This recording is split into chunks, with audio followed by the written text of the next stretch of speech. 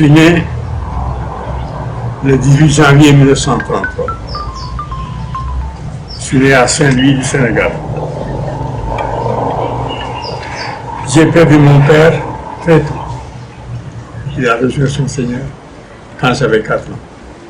J'ai été élevé par ma mère jusqu'à l'âge de 7 ans.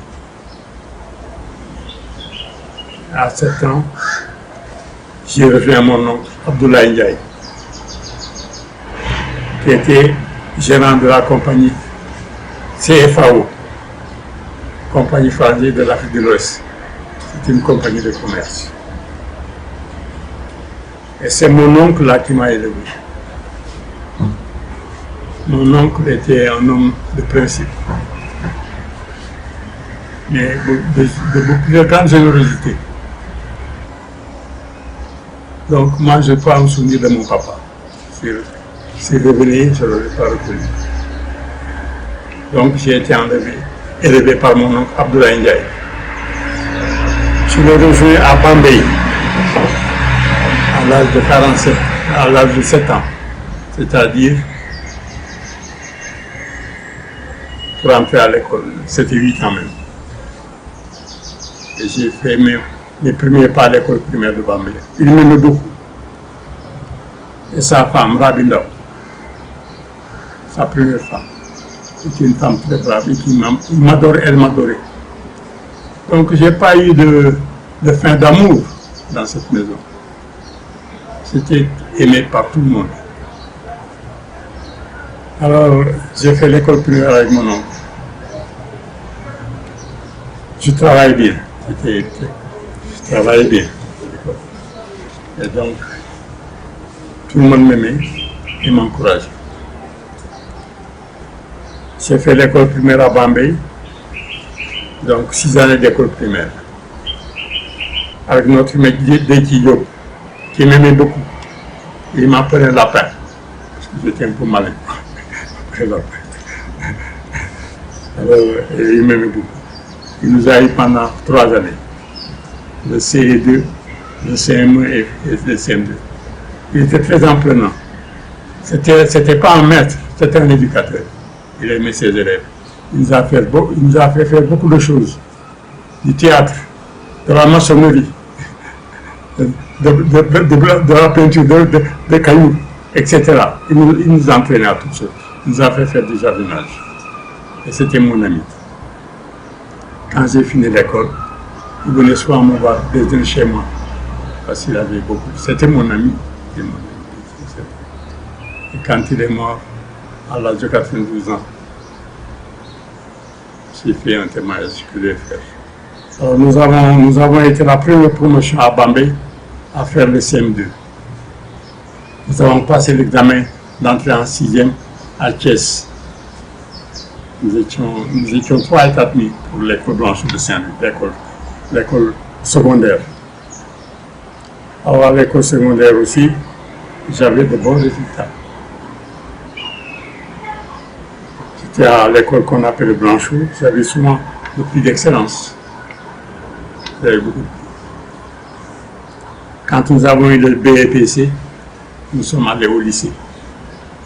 Nous sommes passés au lycée fédéral de Saint-Louis. J'ai fait la seconde.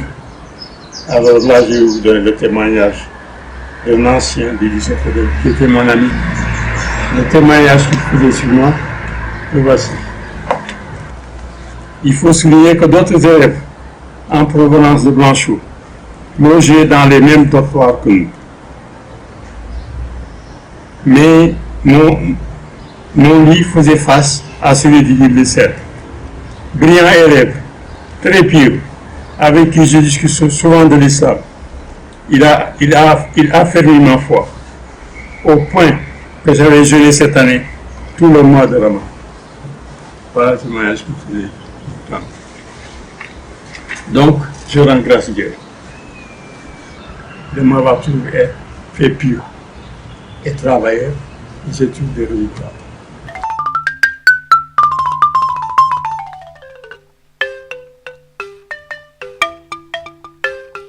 Dès que j'ai eu le bac maternel, j'ai eu une bourse de la OEF parce que je travaillais bien. Ce n'avait pas une bourse du Sénégal, c'est là qui m'a donné une bourse. L'Afrique occidentale de l'Ouest. J'ai fait à Matsup d'abord, ensuite j'ai préparé agro. Là aussi, je rends grâce à Dieu.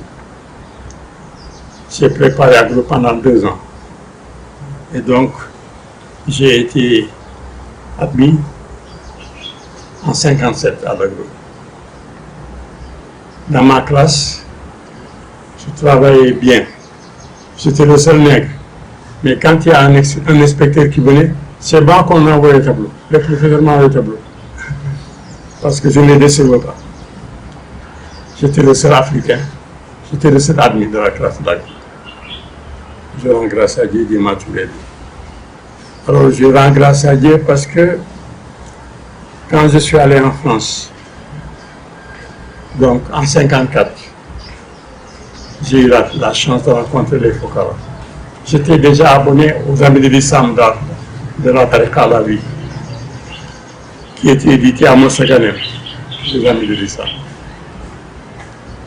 Je me souviens, quand je suis allé à Besançon, ma première rencontre avec les Fokara, grâce à l'aide d'Abdullah Reda, c'était à Moré d'Ijura, avec Sidi Mohamed Akli. Et c'est Sidi Abdurrahman, c'était un architecte suisse, très doux, très gentil, très profond aussi. Il est mort l'année dernière à 100 ans, on l'appelle Sidi Abdurrahman, Daniel Girali. C'est lui qui vient me prendre à Besançon pour me conduire à Moré, la première rencontre avec les Fokara, sur l'instigation d'Abdullah Reda. J'ai eu beaucoup de chance à ma vie. J'ai eu toujours des gens qui m'ont aimé, qui m'ont aidé. Et quand j'ai été en Matsup, à Besançon, donc la rencontre avec les Fokara, ça m'a beaucoup aidé. Et ça me permettait de globaliser, d'avoir une esprit de synthèse et de penser toujours à Dieu aussi. Je l'en remercie de m'avoir guidé. Et quand je suis allé à Paris préparer l'agro, après la première année de Matsup à Besançon, j'ai eu la chance d'avoir toutes les réunions du samedi soir avec les Fokara de Paris, à la mosquée à la Zawiya de Paris, les Fokara à la vie. Je rends grâce à tous les Fokara et les chefs. C'est le Cheikh Haj El Medi. C'est le Cheikh Haj El Medi. Voilà mon enfance. Après les études de Matsup à Besançon, m'a fait inscrire au lycée Janson de Sailly pour préparer l'agro. J'ai préparé pendant 2 ans. Je vais vous raconter la première année de préparation. J'étais admis aux écoles nationales d'agriculture parce qu'il y a la UHI, il y a l'Institut national agronomique et il y a les écoles nationales d'agriculture, Lignon, Montpellier, Rennes et Toulouse. La première année, j'étais admis aux écoles nationales d'agriculture, mais pas à l'agro. Mais comme j'avais rêvé d'être admis à l'agro, j'ai démissionné. Des écoles nationales d'agriculture, je suis allé à Rennes. J'avais un rêve que j'étais admis à l'agro. Alors j'ai dit, je vais le faire. J'ai passé, le premier oral, c'était l'agro. Quand j'ai fini les oraux, je me suis dit que je ne pouvais pas échouer. Donc, je n'ai pas passé les autres. J'ai dit non, je dois être admis parce que j'ai bien travaillé. Donc, je n'ai pas passé les autres oraux. Et puis, bon, j'ai été admis à l'agro. Avec le rang de 56e du pas ou 50e. Sur 100 et quelques. Parce que le taux de l'ambition pour l'agro, c'était 1 pour 10. À l'époque, il y a eu une possibilité de prendre la voie parallèle des gens qui étaient en voie de développement, des Africains. J'ai dit non, moi je passe par le grand corps. J'ai pris le concours comme tout le monde. Et ce concours-là, j'ai été très malheureux. Parce que je sais comme c'est dur la préparation. j'ai assisté à une scène qui ne m'a pas fait plaisir. Cet été-là de 57, c'était chaud. Alors j'ai vu un Européen, un Français, qui s'est fait renvoyer parce qu'il n'a pas mis l'accord. Vous vous rendez compte? Tu travailles, tu viens à l'oral, on te renvoie parce que tu n'as pas mis l'accord. C'est inhumain. Ça m'a beaucoup fait. Mais, ouais, tu travailles toute l'année, tu viens parce qu'il quand il fait chaud, on te renvoie. C'est vraiment inhumain. Ça m'a beaucoup choqué. Alors j'ai fait des années d'agro. Mais je continue toujours à aller à la Zawiya des Foucara, toujours le week-end. J'étais logé à la Cité universitaire au Caillon d'Agro. Normalement, on devait y rester plus de 2 ans. Quand je suis allé dire au directeur de la Cité que j'avais fini mes 2 ans, il m'a dit je ne vous chasse pas. Alors c'est ainsi que j'ai eu la chance de faire une 3e année à la Cité universitaire. Oui, j'ai fait 3 années. Alors j'étais très calme. Il m'a dit que c'est parce que je logeais au-dessus de son appartement, je ne faisais jamais de bruit. Voilà. Et les Foucara m'ont beaucoup soutenu. Pendant tout ce temps, j'allais à la Zawiya le samedi. Alors, voilà. J'ai fini mes études à l'Orsom. Sous l'office de la recherche technique. Outre-mer, Orsom. Office de la recherche scientifique et technique Outre-mer, Orsom. Alors, le centre, j'ai fait l'Orsom, la génétique, amélioration des plantes. Et après, j'ai été affecté à Bambey. J'ai été le premier chercheur africain à être affecté à Bambey. Alors, c'était pas facile. Quand je suis arrivé, le directeur qui était un peu colonialiste, nous étions 3, il y avait 2 Européens et moi-même qui étions des stagiaires de l'Orsom. Il m'a dit qu'il va m'affecter dans une station où il n'y avait pas de chercheurs. Je lui ai dit, je ne vais pas y aller, parce que ça c'est le tue en tant que scientifique. Il faut que je sois dans un milieu où je dialogue avec les gens. Alors c'est grâce à mon professeur que je suis resté à Bambey. Parce que le gouvernement sénégalais était d'accord avec le directeur du centre. Et c'est grâce à Bilquez, François Bilquez, qui était mon professeur à l'Orsom de génétique. Et dans la femme était une collaboratrice de Gigla qui était directeur de l'Orsom. C'est grâce à eux que je suis resté à Bambey. Alors, j'ai fait mon chemin, comme tout le temps. Je me suis battu. J'étais apprécié par tout le monde. J'avais de bons résultats. Et comme j'étais le seul Africain, premier Africain à être chercheur dans le domaine agronomique, j'ai fait partie de beaucoup de conseils d'administration d'organismes de recherche. C'est ce que j'ai fait. J'étais administrateur pendant 2 mandats d'un organisme qui se trouvait en Inde, ICRISAT. J'ai fait partie des conseils de recherche sur beaucoup d'instituts de recherche. J'ai fait partie aussi du conseil d'administration d'un institut qui se trouvait en Suède pour la recherche, etc. Donc, je participais à tout. J'étais même vice-président de l'IPBGR qui s'occupait des ressources génétiques. Voilà, sur le plan international. Donc, je participais à beaucoup de choses. Et ensuite, dans le cadre de la francophonie, j'avais créé 5 réseaux. Moi, j'avais un réseau agriculture environnement. Je gérais ce réseau-là. J'étais le seul Africain à avoir un réseau. J'ai créé des variétés de niébé. C'est le niébé diffusé en Afrique, en partie grâce à moi. Donc j'avais des essais au Mali, j'avais au Burkina, j'avais des essais au Niger et un peu partout. Donc mes résultats de recherche ont été vulgarisés dans ces pays. J'ai beaucoup voyagé en tant que scientifique. Beaucoup voyagé pour défendre la science, pour défendre aussi l'Afrique au niveau de la francophonie.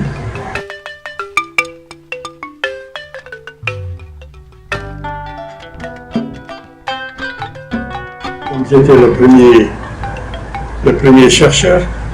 Le président Senghor avait beaucoup d'admiration pour moi, beaucoup d'amitié. Et souvent, quand il faisait son rapport au Conseil national, il parlait de Guy Bruxelles. Et c'est lui qui m'a inscrit sur la liste des membres de la Fondation de Senghor. Moi et Souleymane Niang, l'ancien recteur de l'université, parce que nous étions des scientifiques, donc il ne voulait pas mettre seulement des recteurs à la Fondation. Souleymane Niang et moi, nous étions là-bas, pas à titre politique, ou bien de littérature, mais au titre des scientifiques. Alors Souleymane Niang, il a été président de la faculté des sciences et il a été recteur de l'université de Dakar. Souleymane Niang. Il a eu l'université de Matam pour son nom. J'ai été souvent membre des commissions d'évaluation des chercheurs. Alors, au centre de recherche de Bambey aussi, je continue ma carrière. Alors, j'ai été directeur de service technique avec René Touche, c'était mon ami. Et alors, comme directeur de service technique, service de recherche, j'étais chargé d'évaluer les chercheurs, d'évaluer les travailleurs qui étaient dans la recherche et de faire le rapport annuel de la recherche, de l'ISA. De faire le rapport. Alors le rapport, ça aussi c'était un travail, parce qu'il faut demander le rapport de chacun, de faire les liens, c'est pas facile, mais il fallait le faire, c'était mon travail. C'était mon travail de faire le rapport annuel. C'était mon travail d'évaluation du personnel qui travaille à la recherche. Bon, on m'a surchargé, mais je suis répondu, grâce à Dieu. Et toujours dans la même ligne de religion, d'études pieuses. Et ils n'avaient pas peur de ma pieuseté, de ma religion. Ma foi, je la défendais toujours. J'allais chez les athées pour défendre. Il ne faut pas cacher sa foi. Il faut la vivre. Il y a une phase intense, je la vivais tout le temps, où j'étais. Je la vivais sans beaucoup de bruit. Je la vivais avec l'amitié. Je la vivais avec la tolérance des autres. Parce que j'ai appris beaucoup de la tariqa, la tolérance, aimer les autres.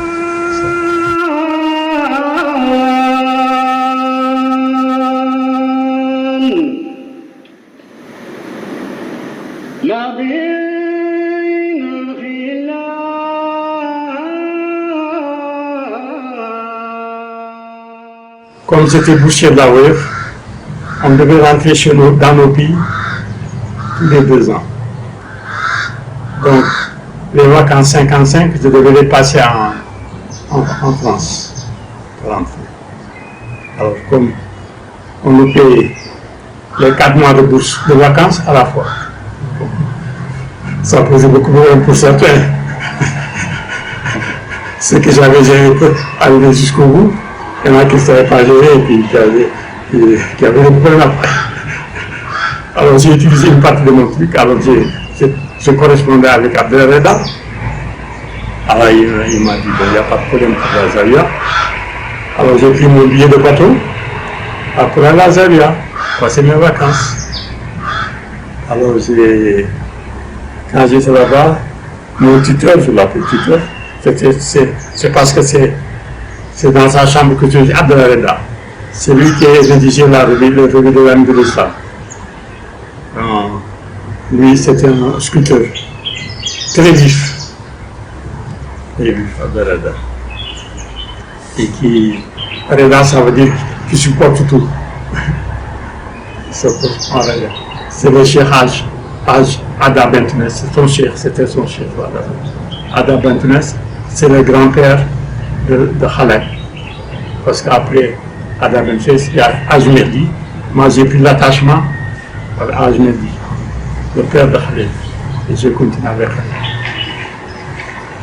Alors, donc, je suis allé à Massaganem. Ce qui m'a marqué, c'était d'abord la générosité des gens, leur simplicité. Et je me sentais vraiment à l'aise. je suis tombé sur le grand congrès des soufis de 57.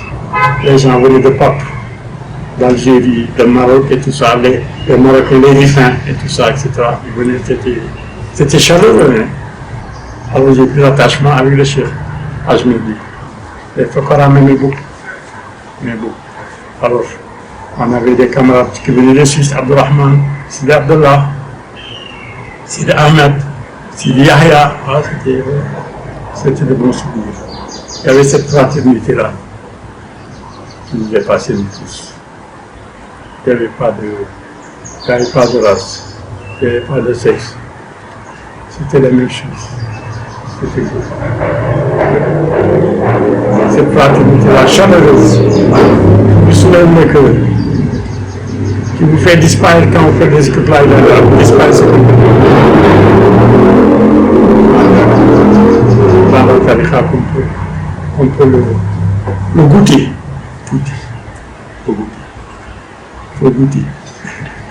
Il faut goûter, c'est un peu. C'est la vie. C'est un savoir spécial. Vous en savez quelque chose, nos réunions ici, avec les Fokara, des fois tu disparaissais. Là, ça te prend. Hein? Tu n'es plus. Voilà, grâce à Dieu.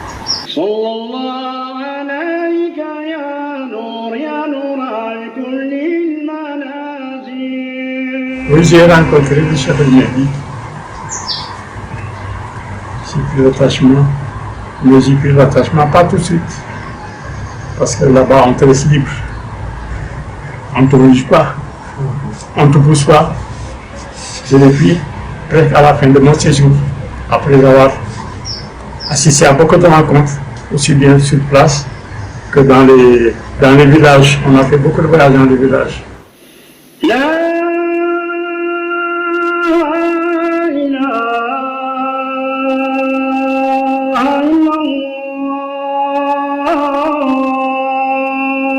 Alors quand on m'approchait du village, il y a Sidi Hassan qui faisait le sama. La ilaha illallah. Il appelait les gens à Dieu. C'était impressionnant. Les gens appelaient il a la voiture du chien. Donc c'était le sama. Le sama. Et là, l'Aïmara. L'Aïmara, c'est le seul. L'Aïmara, c'est le sama. Mais on disparaît dans la. Je ne dis pas on disparaît, si, c'est-à-dire on est absorbé par le Dieu, on est absorbé. C'est la danse des soufis. On disparaît.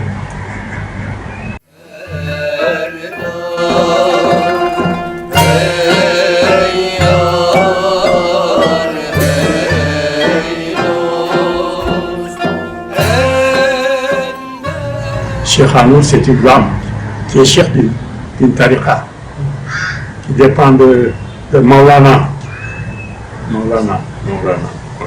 C'est Rumi. C'est une dame qui dit cette tariqa. Et on a fait la Imara ensemble là-bas. Le cheikh. C'était Cheikh Hanour. Très fine. Alors, ces adeptes font la danse des soufis, la danse des Rumi, quoi, avec une très belle danse. Et voilà. Alors le sama c'était seulement la voix. Alors il y a des gens qui ont demandé à Cheikh Alawi aujourd'hui, pourquoi on ne fait pas avec la musique là? J'ai peur que vous dansiez pour la musique et pas pour autre chose. Je résume. Donc, c'est la voix l'humain qui rassemble. C'est pas l'instrument. Oh non, la voix. Alhamdulillah. Vous savez, c'est des choses qu'on ne commande pas. Quand on est pris à parler divin, quand on est dans la halle, on ne commande pas. ليس كمثله شيء لا إله إلا الله ليس قبله شيء لا إله. Mais les moments les plus riches, ce soit l'Aïmara, quand tu fais tu disparais aussi. tu tombes, tu cries. Un sommeil intense. Surtout le Samadhi là, ça t'absorbe. C'est les moments les plus intenses. Mais on les choisit pas. Ils vous tombent dessus, ils vous prennent. Ils vous absorbent. Ils vous absorbent, tu ne les commandes pas. C'est pour cela. Non, tu ne commandes pas, hein, là tu es pris. Si vous êtes éduqué à l'humilité, parce que le gros frein c'est l'humilité.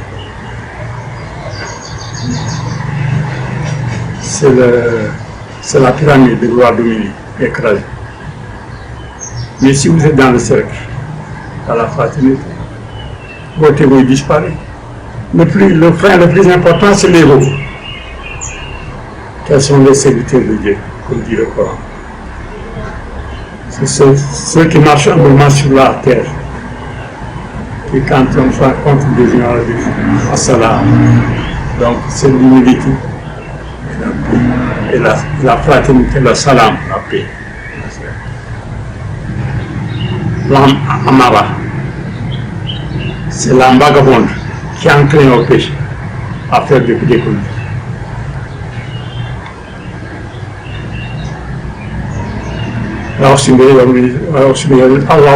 L'âme awama, l'âme consciente.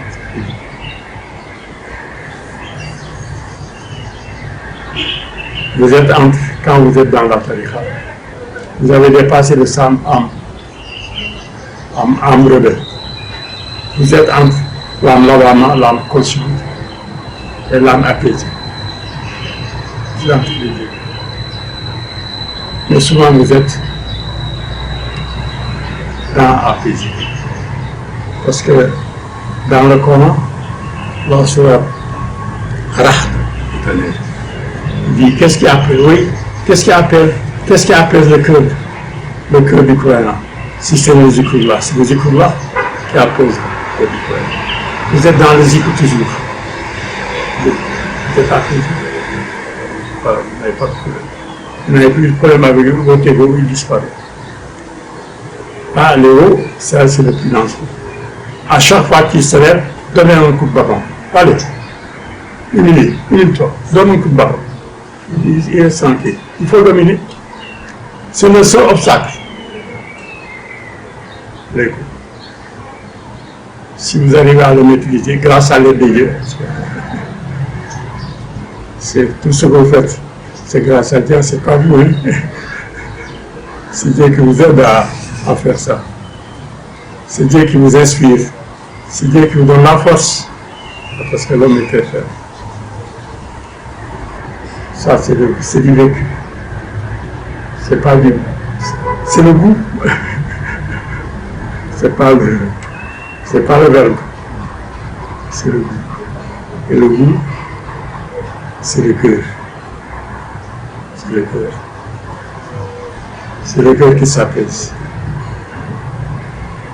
Et ce qui apaise le cœur, c'est le zikr. C'est le souvenir. Alors, c'est le souvenir. Des fois, il est inconscient. Vous savez, c'est fugace, hein, des efforts, les états spirituels très intenses. Ça ne dure pas. Si ça dure longtemps, ça détruit. C'est fugace, vous le vivez de temps en temps. Quand vous traversez un état d'âme, vous le vivez rapidement. Mais c'est le goût, c'est le cri, des fois les larmes. C'est le cri, les larmes. C'est le cri ou les larmes. Même en faisant le sang, on crie. Les larmes. C'est l'état fugace, mais c'est fugace.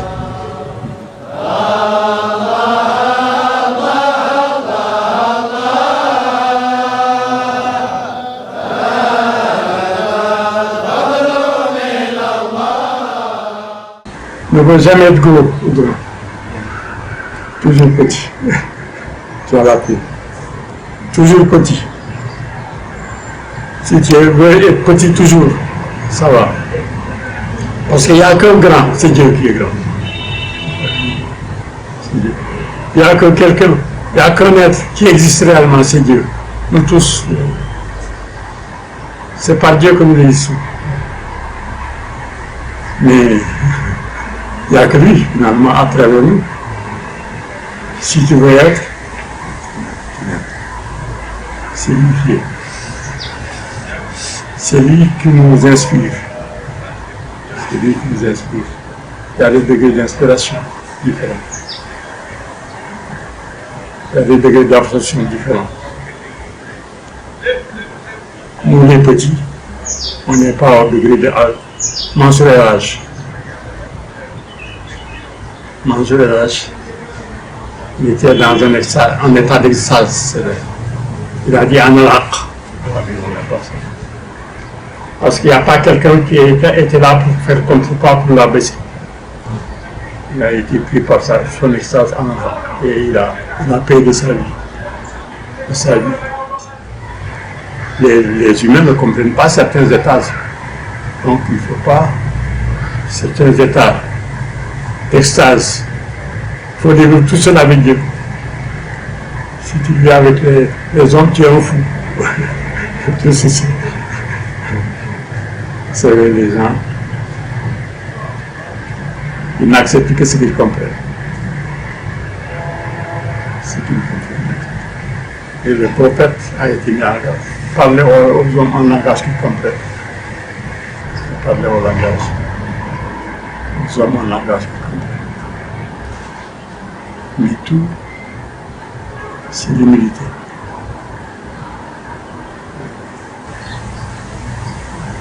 Le conseil.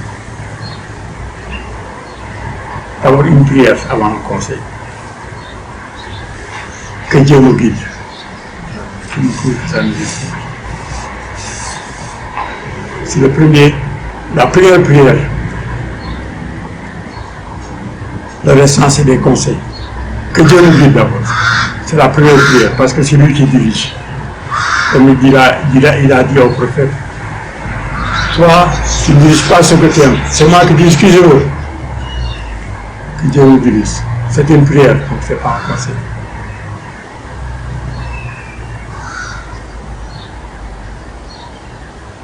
Deuxième conseil. Maintenant, ça, c'est un conseil. C'est l'humilité. Et le respect des autres. C'est l'humilité qui te permet de profiter des autres. C'est vrai, l'humilité. L'humilité. Le respect des autres. Et ça me fait penser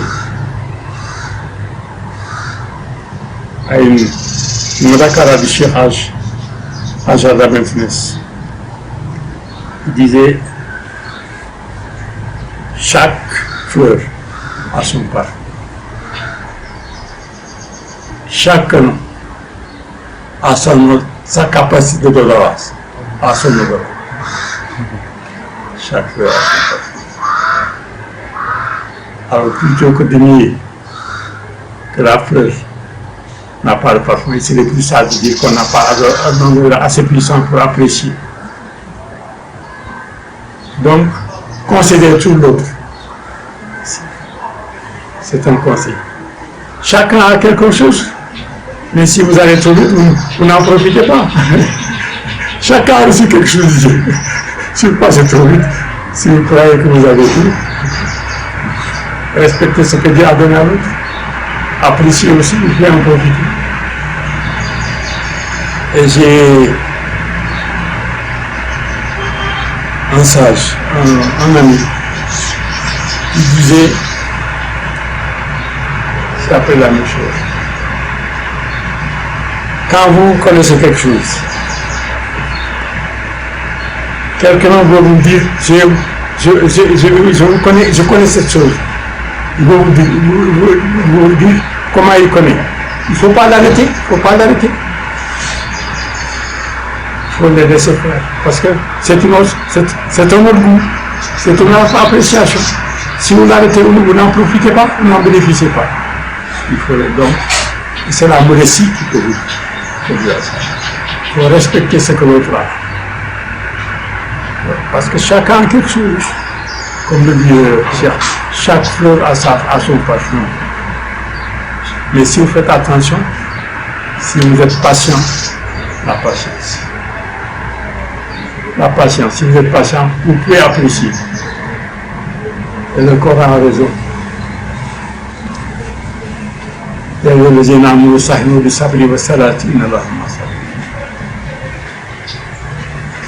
Pour vous les croyants, appuyez sur la patience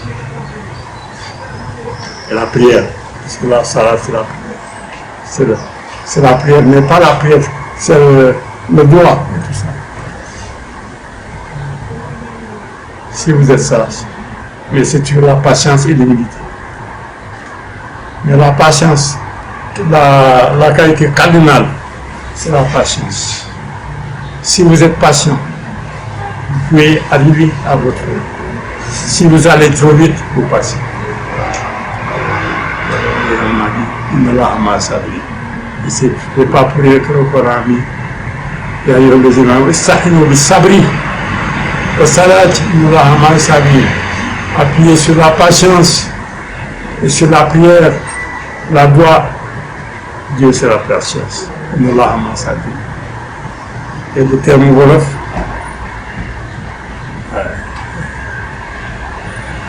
il dit celui qui est patient à la fin, il sourit, parce qu'il arrive à ses fins.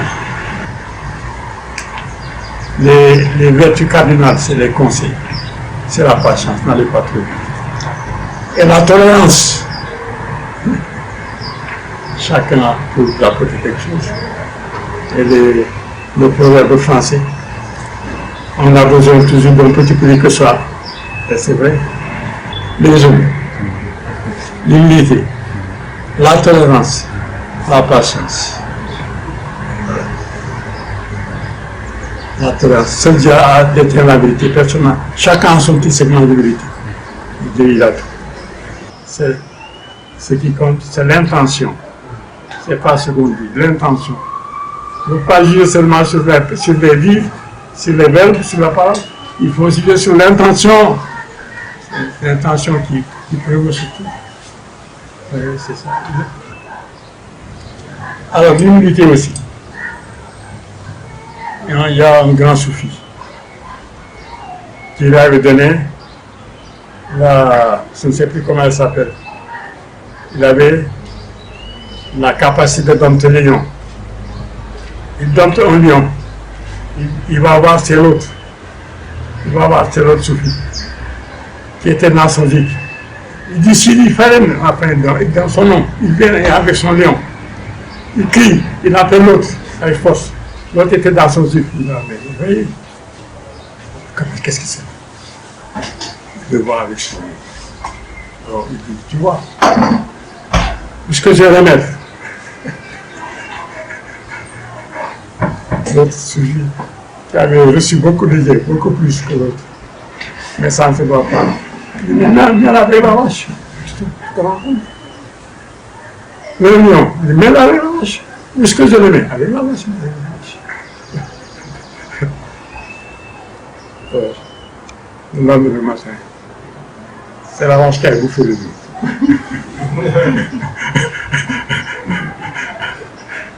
C'est la vache qui a bouffé le lit. L'humilité,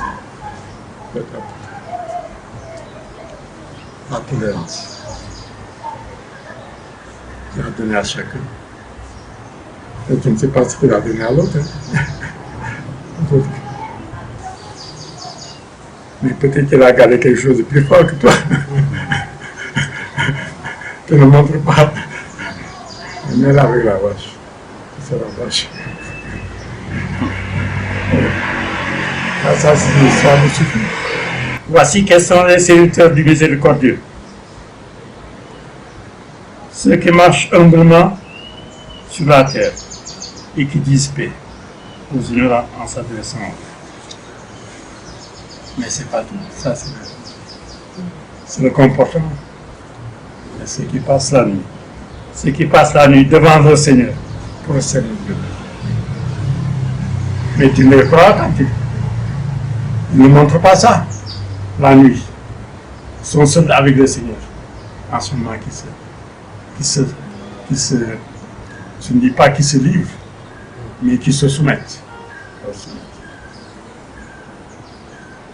Mais quand tu les regardes, leur comportement montre tu la tête. C'est ça que dit l'humilité. Alors, les jours. Dieu a donné à chacun quelque chose. Alors, comme essayer de profiter de ce qu'il a donné à l'autre, par la patience et l'humilité. Voilà, et puis vous avez deux. Vous avez l'autre et vous avez ce que vous avez. La considération pour les autres. Je ne sais pas comment on appelle ça, c'est la considération. Ne pas se presser, ne pas se précipiter. Le pire ennemi de l'homme, c'est la précipitation. Il faut pas être pressé, il faut être patient.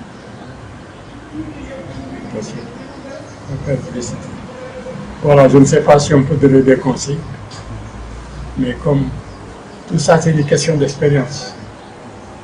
C'est ce que vous avez vécu, l'autre ne l'a pas vu. Puis, partagez un peu, mais pas beaucoup. Non, c'est vrai. Il faut faire partager un peu, mais pas beaucoup. Mais,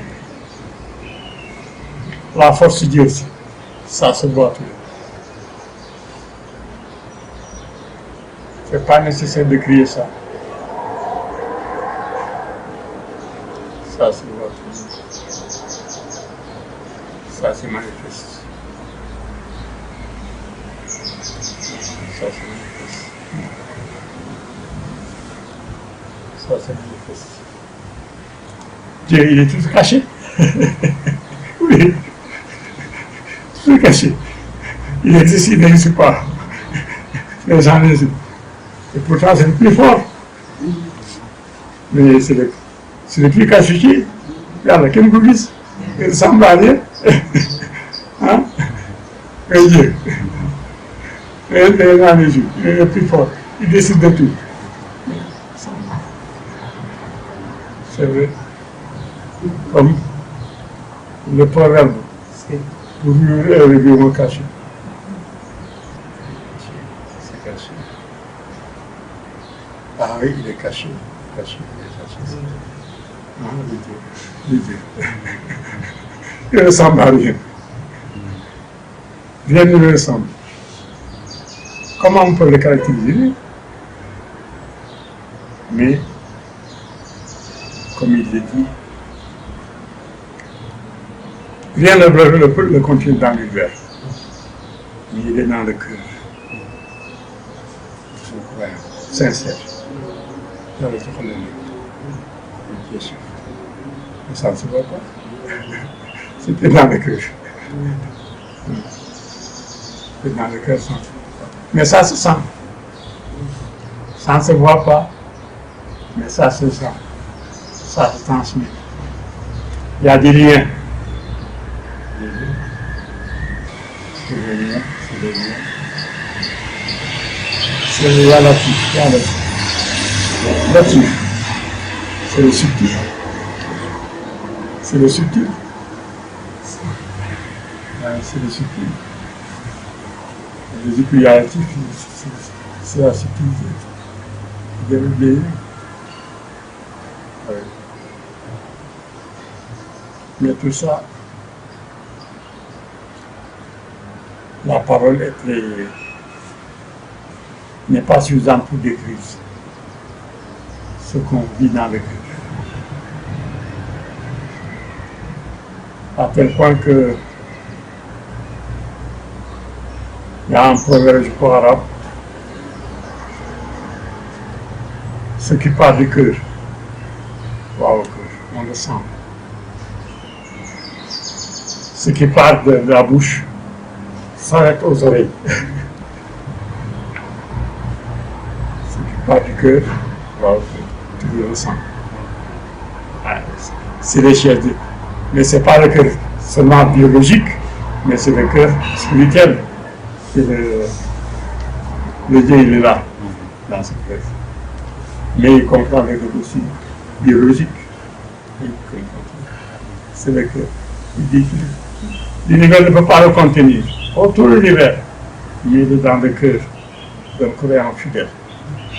Parce que c'est lui qui manipule ce cœur-là. C'est lui qui est dans ce cœur-là. C'est lui qui donne la foi à ce cœur. Dieu a ouvert le cœur à l'islam, oui, et qui détient ainsi une lumière venant de son Seigneur. Une lumière de son Seigneur. Malheur donc à ceux dont les cœurs demeurent insensibles à l'évocation de Dieu. Ceux-là sont dans un égarement manifeste. Oui. Continue, c'est pas fini. Il a fait descendre. Dieu a révélé un discours sublime en un livre aux versets concordants où alternent les promesses et les menaces, au point que ceux qui craignent Dieu et qui font la lecture sentent d'abord un frisson traverser leur corps. Ils sont peu rappelés, parce qu'il y a beaucoup de menaces. Hein. Attention, si on met un garde contre moi, puis leur peau et leur cœur s'apaisent à l'évocation du Seigneur. C'est des écrits qui calment. Comme le dit la sourate Rahd 13, qu'est-ce qui calme le cœur de croyant si c'est les écrits? C'est le souvenir de Dieu. La sourate 13, le verset 28. Qu'est-ce qui calme le cœur de croyant? Si c'est les écrits-là, oui, c'est les écrits-là qui calment le cœur. Donc il faut se souvenir de Dieu, la paix. C'est la sourate Rahd 13, le verset 28. Ceux qui croient oui, et qui s'apaisent au souvenir de Dieu, voilà. N'est-ce pas au souvenir de Dieu que les cœurs s'apaisent? N'est-ce pas que c'est au souvenir de Dieu que les cœurs s'apaisent? Oui. C'est le Zikroullah qui apaise le cœur. Voilà, qui devient doux, qui apaise. Voilà, c'est peut-être un peu long, il y a peut-être quelques digressions, mais enfin, c'est spontané. C'est pas calculé, c'est spontané. Ça vient comme ça. Ce qui est le plus sincère, c'est qu'il est spontané. C'est ça qui. Il n'y a pas de calcul.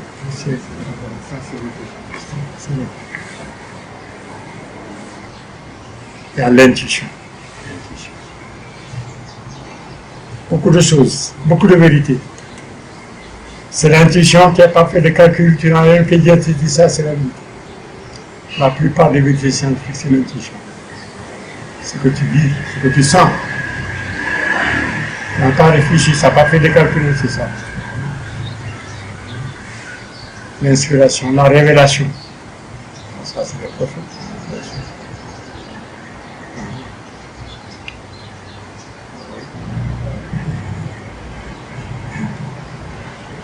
Ça me fait penser à Moïse.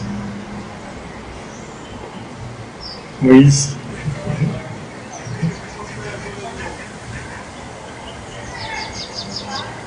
Il l'appelle au Mont Sinaï. Il dit, je veux te voir.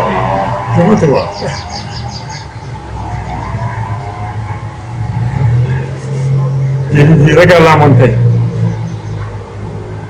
Si elle reste fixe, tu me verras. Quand Budget s'est fermé, tout le monde a éclaté. Lui, il est tombé. Presque mort. Il a arrivé.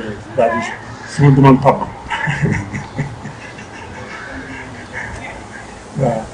Oui, c'est le Mont Sinaï. On ne peut pas se prétuder. On peut supporter, grâce à lui, une part de sa lumière.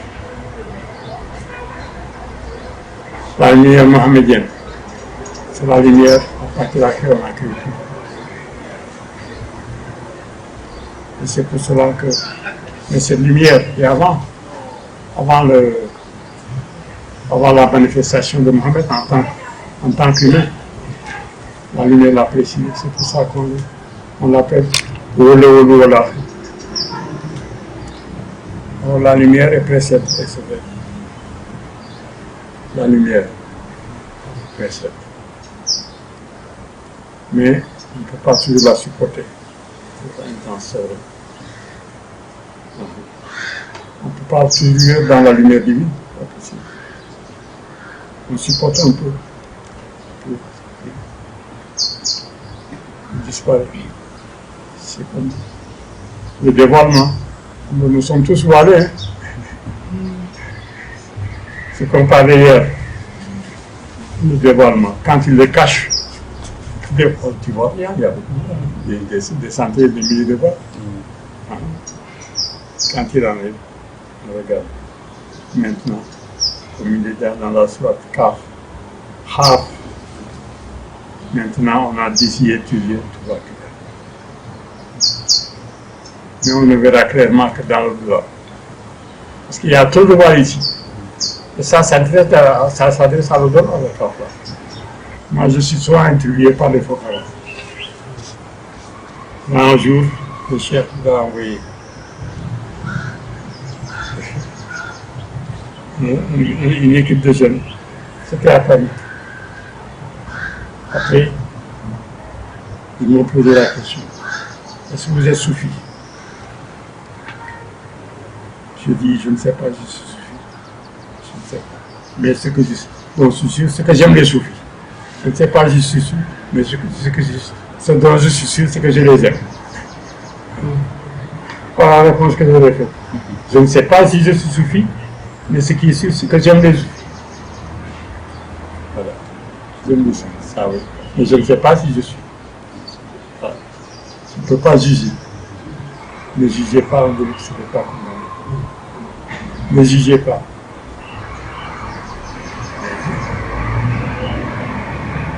Tu as dit, il y a des gens que j'aime, je les aime. Je les ai élus.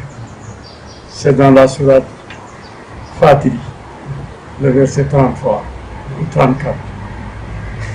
Il dit, ce que j'aime, ce que j'ai choisi pour moi-même, ils sont de 3 catégories. Il y en a qui se font du mal eux-mêmes, ni péché, mais je les aime. Ils font partie de mes choix. Il y en a qui sont dans le juste milieu, qui font ce que je leur demande de faire, qui abandonnent ce que je leur interdis. Il y en a qui, par ma grâce, dépassent tout le monde en bienfait. Il y a le bon Dieu. Mais ceux qui font des bêtises aussi, ils sont choisis. Ils sont choisis. Peut-être qu'ils vont terminer mieux. Ce qui compte, c'est la fin. Hein. C'est la fin qui compte. Dans leur frappe. Dans leur frappe 7. Seuls les perdants se croient à l'abri de sa vie. Nous n'avons. Seuls les perdants se croient à l'abri de sa vie de Dieu. Nous n'avons. Surtout que Dieu dit, je peux changer ce que je veux. Rien n'est fixé.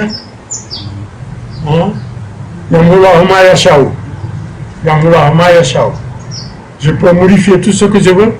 Je peux confirmer ce que je veux. Vous connaissez? C'est comme ça aujourd'hui. Comme on dit, les soufis ils jouent comme ça avec des cœurs des trois. Comme ça. Quand c'est cette forme, quand c'est le malin de Dieu. Hein? Et puis tout ça, on ne voit pas nous.